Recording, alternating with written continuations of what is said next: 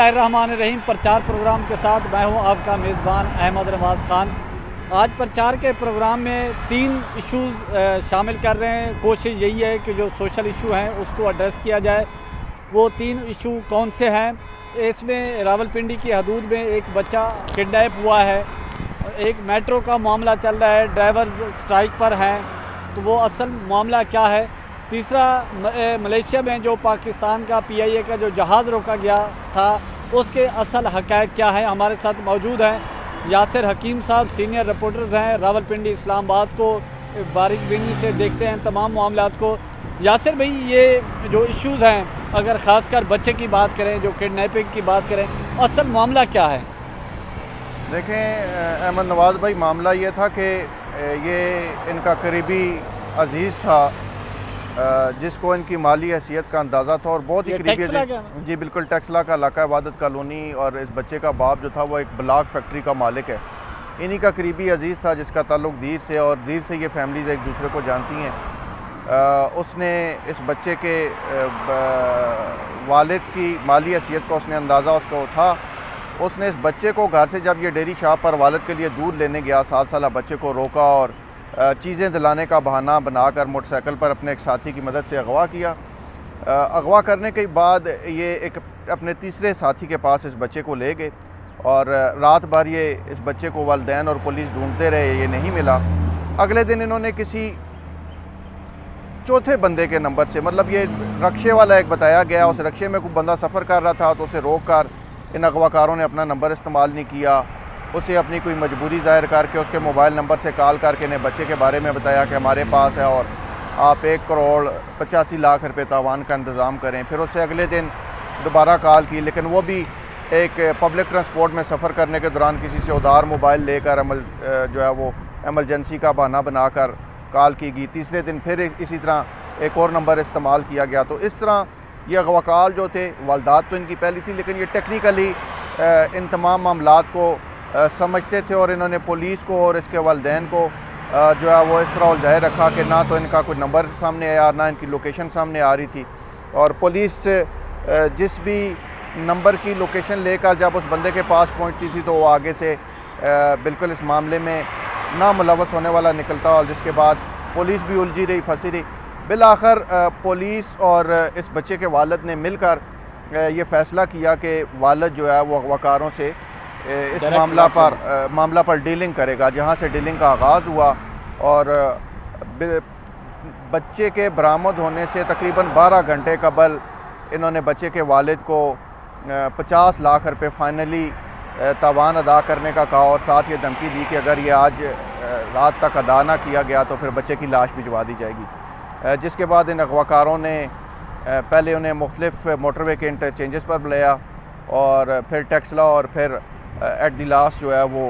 नवाबाबाद व सदर के इलाके में बुलाया गया और वहीं से इनकी लोकेशन आखिरी कॉल से हिट हुई, जहां पर पुलिस की एक स्पेशल टीम जो ऑलरेडी इस केस के साथ लिंक थी और उसे खसूसी तौर पर यह टास्क दिया गया था कि ऑपरेशन के दौरान उनकी ज़िम्मेदारी सिर्फ़ और सिर्फ बच्चे को सेफली जो है वो रेस्क्यू करना था। उस टीम के ज़रिए जब ये पैसे देने गया बच्चे का वालिद, तो पैसे देने के दौरान पुलिस की उस रेस्क्यू टीम ने जो है वो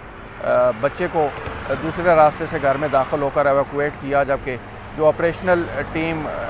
सफ़ेद कपड़ों में वहाँ पे घूम रही थी उस घर के अतराफ़ में, उन्होंने रकम की अदायगी के दौरान इस एक मुलज़म को पकड़ा, जबकि 2 मुलज़मान जो उसी सराउंडिंग में मौजूद थे उनकी शिनाख्त नहीं हो सकी, वो गायब हो गए। लेकिन जो ज़ेर हिरासत मुलज़म है इस वक्त अली, जिसका नाम और ताल्लुक़ दीर से बताया जा रहा है, उसकी इन्फॉर्मेशन के बाद अब उन 2 मुलज़मान की गिरफ़्तारी के लिए अलग से टीमें जो है वो KPK के इलाकों में और पिंडी के इलाकों में जो है वो मुख्तलिफ छापे मार रही हैं। अच्छा, ये बताइए कि जहाँ से बच्चा बाजियाब हुआ है और जहाँ से किडनैप हुआ है वो कितना फासला है जहाँ से बच्चे को रखा हुआ था? देखिए, जो मुदाई का घर है, बच्चे का जो घर है जहाँ से बच्चा अगवा हुआ है वो थाना टेक्सला से चंद कदम के फासले पर, मतलब हार्डली 1000 फीट के फासले पर यह बच्चा जो है वो थाना टेक्सला के सामने से, बिल्कुल थाना टेक्सला के सामने से गुजर कर इस बच्चे के घर को रास्ता जाता है और 1000 फीट के फासले पर से इस बच्चे को अगवा किया गया। लेकिन बज़ाहिर वालदात ऐसी की गई कि किसी को भी शक और शुबा नहीं गुजरा कि बच्चे को अगवा किया जा रहा है। इब्तदाई तफ्तीश में जहाँ से बच्चे को अगवा किया गया। पुलिस ने 2 बच्चों से, जो टिप मिली थी पुलिस को कि बच्चा अगवा हो गया है, उन 2 बच्चों से जब पूछा गया तो उन्होंने ये बताया कि बच्चा जो अगवा हुआ है वो यहाँ से दूध लेकर जा रहा था और यहाँ पर एक मोटरसाइकिल पर 2 लोग आए और उन्होंने बच्चे को जो है वो चीज़ दिलाने का बहाना दिया और उठा के मोटरसाइकिल पे बैठाया और उसे साथ ले गए, जहाँ से पुलिस को शक गुजरा था कि बच्चा अगवा हो गया। इब्तदाई तौर पर तो बच्चे के अगवा की एफ़आईआर जो थी उसमें तावान की दफ़ा भी शामिल नहीं की गई थी, लेकिन बाद में जब ये मुल्ज़मान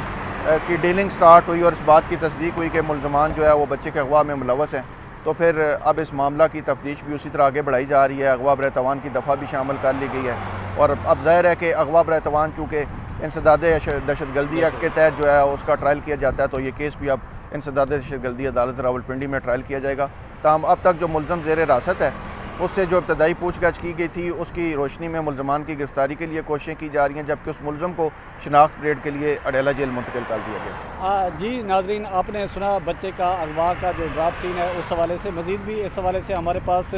इंफॉर्मेशन थी, लेकिन हम इस वजह से ज़्यादा इस पर वो नहीं कर रहे क्योंकि तहकीकात जो आगे बढ़ रही है कहीं उसमें हडल क्रिएट ना हो। अब हम बात करते हैं कि PIA का जो तियारा मलेशिया में रोका गया था, यासिर भाई, उस हवाले से कोई जुर्माना भी PIA ने अदा किया है, जिसकी वजह से PIA और जो वहाँ की ब्रिटिश गवर्नमेंट है उसके दरमियान जो मामलात हैं वो काफ़ी हद तक कोई बेहतरी की तरफ गए हैं। देखिए अहमद नवाज़ भाई, ये मामला बुनियादी तौर पर गुज़िश्ता साल 1 जुलाई से इसका आगाज़ हुआ था। PIA का ये क्लेम था कि कोविड की वजह से वर्ल्ड वाइड जो इंडस्ट्री थी एविएशन की वो लॉस में थी और इस जहाज़ की जो लीजिंग थी उस पर जो ओवरहेड चार्जेस कंपनी ने PIA से क्लेम किए थे $5,80,000, वहाँ से मामले का आगाज़ हुआ और उन्हीं पैसों की रिकवरी के लिए मुतल्लिका लीजिंग कंपनी जो थी वो लंदन हाई कोर्ट में गई। लंदन हाई कोर्ट में जाकर उन्होंने केस किया और मजमूई तौर पर $9 मिलियन का क्लेम PIA पर जो है वो किया गया। PIA का ये क्लेम था कि ये $5,80,000 जो ओवरहेड चार्जेस की मद में हमसे रिसीव किए जा रहे हैं या इनका दावा किया जा रहा है, ये बनते नहीं हैं। इन पैसों को या तो बिल्कुल वेव ऑफ किया जाए या इनकी शरह को कम किया जाए। PIA इस पर अपनी कानूनी पोजीशन जो थी वो हाई कोर्ट में, लंदन हाई कोर्ट में वाज़ेह कर चुकी थी। वहाँ पर ये मामला पेंडिंग था, लेकिन इस कंपनी ने इस पेंडिंग मामले को वहीं पर छोड़कर जहाज़ को मलेशिया की एक अदालत में अपना केस जो है वो पेश करके वहाँ से इस जहाज़ को रोकने का आर्डर लिया और 14 जुलाई को हमारे PIA के जहाज़ को कोलालमपुर एयरपोर्ट पर रोक लिया गया और उस वक्त रोका गया जब ये बिल्कुल टेक ऑफ की पोजीशन की तरफ जा रहा था। जहाज़ से मुसाफरों को ऑफलोड भी कर दिया गया और बाद में वो मुख्तलिफ चार्टर्ड परवाज़ों के ज़रिए दुबई, कतर और वहाँ से इस्लामाबाद मुंतकिल किए गए। अब चूँकि 22 तारीख को लंदन हाई कोर्ट में इस केस की पेशी भी थी, PIA के वकील अरन हेंचल जो है वो भी वहाँ पर पेश हुए, PIA की टीम भी यहाँ से गई थी, तो वहाँ पर ये अब PIA की तरफ से बता दिया गया है कि कल सुबह को जो है वो उस कंपनी को $7 मिलियन जो हैं वो लीजिंग की मद में अदा कर दिए गए और बाकायदा PIA के वकील ने लंदन हाई कोर्ट को इस हवाले से आगाह भी कर दिया है। जिसके बाद जो कंपनी के वकील थे उनका ये क्लेम था कि रकम लेट अदा की गई है, इस रकम पर जो हमारे ओवरहेड चार्जेस हैं वो भी अदा किए जाएँ। ताहम इस हवाले से जो आर्गूमेंट्स हुए उसके बाद दोनों जानिब से वकला ने इस बात पर इत्तफाक किया है कि मामला चूँकि सेटलमेंट की तरफ बढ़ना शुरू हो गया है तो PIA के ख़िलाफ़ किसी भी किस्म का अदालती हुक्म जारी करवाए बगैर इस मामला को हल किया जाएगा। जिसके बाद जो है वो कंपनी के वकील ने अदालत से इस्तदा की है कि उन्हें कुछ वक्त दिया जाए ताकि वो अपनी जो कंपनी की इंतज़ामिया है उनसे इस हवाले से कोई मज़ीद डायरेक्शन ले सकें। अदालत ने उनकी इसी इस्तदा पर उनको कुछ वक्त दिया, आइंदा चंद दिन में दोबारा इसकी समाअत होगी। जबकि हमारा जो PIA हुकाम से रब्ता हुआ है तो उनका ये कहना है कि बुनियादी तौर पर जो मसला था उसको हल करने की जानिब अब मामला बढ़ चुका है। 27 जनवरी को मलेशिया में जो आर्डर लिया गया था PIA का जहाज़ रुकवाने का, उसकी समाअत होगी, जिसके लिए PIA के वकील मलेशिया भी जा रहे हैं और PIA की एक लीगल टीम भी जा रही है। वहाँ पर ये तमाम पेशरफ्त उस अदालत के सामने रखी जाएगी और कोशिश की जाएगी कि 27 जनवरी की समाअत में ही मलेशिया से जहाज़ को वापस लाने की जो है वो इजाज़त तलब कर ली जाए। अगर ना भी मिली तो कोशिश की जाएगी कि जल्द से जल्द इस पेशरफ्त के बारे में आगाह करके अदालत को मुतमिन किया जाए कि मामला जो है अपने हल की जानिब बढ़ रहा है और PIA ने बुनियादी रकम जो थी उस कंपनी की वो अदा कर दी है, इसलिए जहाज़ को वहाँ से लाने के लिए मज़ीद कोशिशें जो होंगी वो तेज़ किया जाए और जल्दी से जल्दी जहाज़ को वापस पाकिस्तान लाया जा सके। यानी कि यासिर हकीम साहब, ये ऐसे है बिल्कुल जैसे पाकिस्तान में या पंजाब में एक आम तासुर है कि कबायली इलाकों से गाड़ी जब किस्तों पे लाते थे, जब किस्तें अदा नहीं कर सकते थे तो ड्राइवर समेत वो उनको अगवा करके ले जाते थे या उनको अपनी हिरासत में रखते थे। तो वो जब किस्तें अदा होती थी, पैसे अदा होते तब वो फ़ाइल भी देते थे, गाड़ी भी देते थे, वरना दोनों चीज़ें जब्त कर लेते थे। बिल्कुल उसी तरह ये, और इसी के साथ जो मेट्रो का मामला है, और आम तौर पर यही तासुर है कि मेट्रो के जो मुलाजमीन हैं वो तनख्वाहों के हवाले से स्ट्राइक कर रहे हैं, या कि इसका मामला क्या है? देखिए, इस हवाले से कंपनी का मौक़िफ़ जो है मेट्रो बस इंतज़ामिया का, वो आज सामने आया है। उनका ये कहना है कि डायरेक्टली मेट्रो बस की जो इंतज़ामिया, उनका कोई इशू नहीं है, ना किसी के पैसे जो हैं तनख्वाहों की मद में या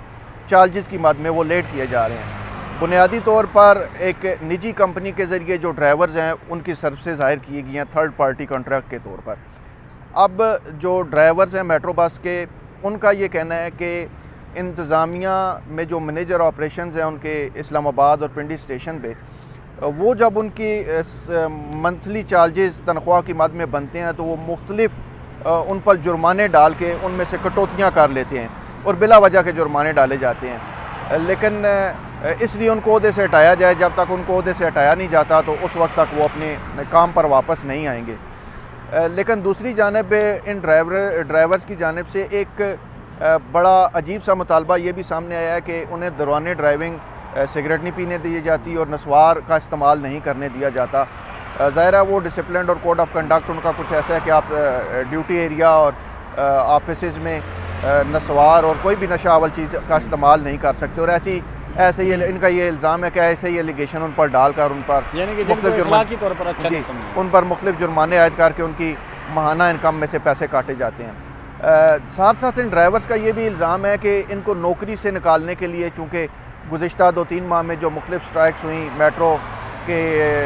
मुलाजमीन की जानिब से, उसको मद्देनज़र रख के इनके ख़िलाफ़ कंपनी की इंतज़ामिया जो पहले से अपनी प्लानिंग कर रही है और इनको निकालने के लिए मनसूबाबंदी की जा रही है। और इसी के पेश नज़र इन्होंने ये इल्ज़ाम आयद किया है कि 3 दिन कबल कुछ ड्राइवर्स जो हैं वो भर्ती किए गए हैं और आज उन्हीं ड्राइवर्स के ज़रिए जो है वो मुख्तलिफ मेट्रो बसें इस्लामाबाद और पिंडी के रूट्स पर ऑपरेट की जा रही हैं, जिनको सिर्फ 2 दिन मेट्रो बस चलाने की तरबियत दी गई है। जबकि मेट्रो बस जब बनी थी तो उसके कानून में ये वाज़े लिखा गया था, इन ड्राइवर्स का ये क्लेम है कि 2 महीने तक एक ड्राइवर को तरबियत दी जाएगी, उसके बाद उसे मेट्रो बस चलाने के लिए ट्रैक पर लाया जाएगा। लेकिन इन्हें 2 दिन की तरबियत देकर इनसे मेट्रो बस चलवाई जा रही है। मेट्रो बस आज जुज़वी तौर पर बहाल हुई है। और दूसरी अहम बात यह है कि आज जो मेट्रो बस चल रही है इसमें आप माजी में देखें तो तकरीबन 1 से 1.5 मिनट के बाद आपको एक स्टेशन पर बस जो है वो दोबारा मुसाफिरों को पिक करने के लिए पहुंच जाती थी। आज चूँकि बसें महदूद तादाद में चल रही हैं तो 6 से 9 मिनट के दौरान एक बस दूसरे स्टेशन पर पहुंच रही है। महदूद सर्विस जो है वो बहाल तो कर दी गई है। इंतज़ामिया का ये कहना है कि जो ड्राइवर्स अब तक हड़ताल पे हैं और मुख्तलिफ उन्होंने अपने मुतालबात रखे हैं, उनसे बातचीत जारी है इंतज़ामी लेवल पर, जिसमें डिस्ट्रिक्ट गवर्नमेंट पिंडी और इस्लामाबाद के अफसरान को भी शामिल किया गया। और कोशिश है कि आज शाम तक उन्हें राज़ी कर लिया जाए और उनके जो मुतालबात हैं कि ऑपरेशन मैनेजर रावलपिंडी इस्लामाबाद को ओहदे से हटाया जाए कि वो उन पर बिला जवाज़ जुर्माने आयद कर रहे हैं, इस चीज़ पर भी जो है वो तमाम तर रिकॉर्ड को सामने रख कर और तमाम तर शवाहिद को सामने रख कर बारीकबीनी से जायज़ा लिया जा रहा है। और मुमकिन तौर पर आज शाम तक इंतज़ामिया का यह मौक़िफ़ है कि इस मामला को हल भी कर लिया जाएगा। जी नाज़रीन, आपने सुना, हमारी कोशिश होती है जो कौमी इश्यूज़ हैं, जो हमारे इर्द गिर्द के जो इश्यूज़ हैं वो आप तक पहुँचाए जाएँ। अगर आपकी नज़र में कोई ऐसा इशू है जिसकी हम आवाज़ बन सकते हैं तो ज़रूर हमारे तक पहुँचाइएगा। इसी के साथ प्रचार की टीम को इजाज़त दें। अपने गिरदो नवाह का ख़ास ख्याल रखें, लोगों के लिए आसानियाँ पैदा करें।